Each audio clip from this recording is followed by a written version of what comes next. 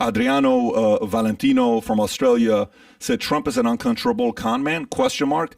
Cenk, you're a sociopath. The next guy responds and says, at least he's a con man, at least he's not a politician, which is pretty interesting. Well, that last one's kind of true. Yeah. At least it's a profession. Yeah. So we'll take call-ins in the last 30 minutes probably. So just stay tuned. And Tyler, if you want to put the number there for some people that want to call in the super chats. But let me continue. Okay.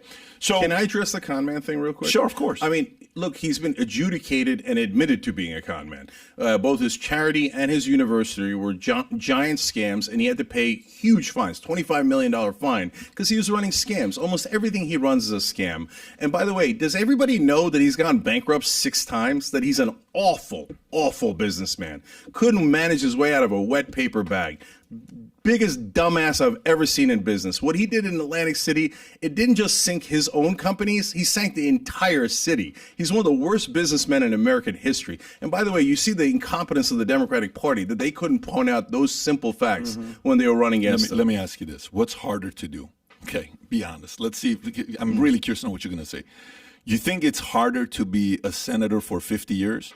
Or do you think it's harder to be in free enterprise, free market capitalism competition in New York for 50 years? What's harder to do? Well, Trump has proved that the economy is much harder because he went bankrupt so many times. Okay, it must be really hard. It is very hard. But wait a minute. But the point is, there's a big difference between me being in the arena and getting my ass kicked, but at least I'm getting in the arena, versus being a fan on the outside and I'm booing the guy in the arena. Let's give some credibility to the guy that's got the balls to be in the arena fighting.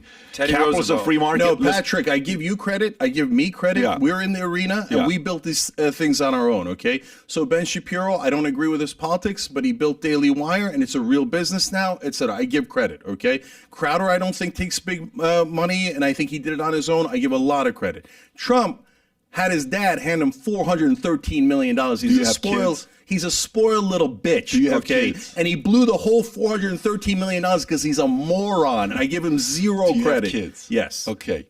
When you're kids, when you die and you have a living trust, you're a smart guy. I'm sure you got a living trust. I'm sure you got all that stuff in place. When God forbid something happens to you and that money and the business goes to them, are you going to call your kids a spoiled whatever, because they're going to get your money? No.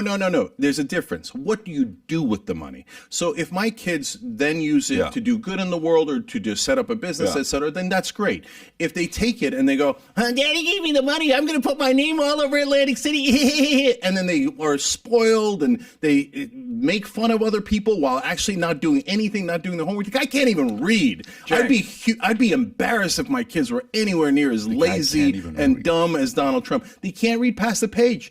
They used to have the presidential briefings that were just 3-4 pages. They had to boil it down to a page because he would lose attention.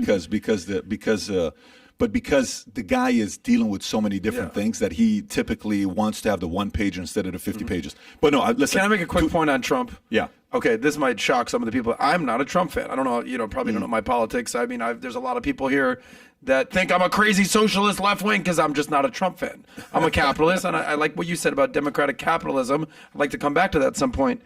But again, not a Trump fan. But what I am willing to do is at least give him credit for some positive things that he's done. As an example, you're giving him zero credit, bro. I will say, as much as I don't like seeing him on TV, he's a great marketer. I can say that guy's a freaking brilliant marketer. He gets eyeballs. He knows how to play the media.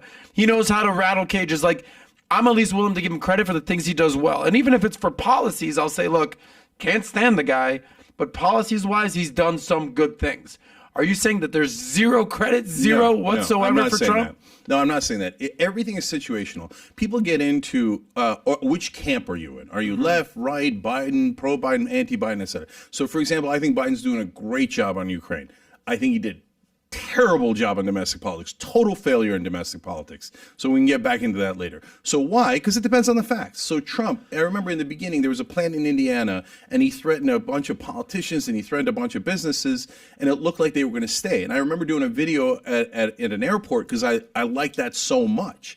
Because then MSNBC was crying, oh my God, can you believe he's threatening people? That goddamn right. The president's supposed to use carrots and sticks, and he was using sticks effectively. Now, unfortunately, that one, as with almost all of them, was just marketing. And then that plant actually outsourced all the jobs later. and Trump didn't do a goddamn thing about it. It's all fake, etc. So, but if on rare occasions, but for example, he didn't start any new wars. Great, I'll take it. I'll take it, right? There's no reason for me to disagree with someone if they're agreeing with me. Oh, it's because it's Trump, you have to call it bad. No, that doesn't make any sense. You show me a sensible policy and I'll be in favor. If you enjoyed this short clip, click over here to watch another short clip. And if you want to watch the entire episode, the entire podcast, click here.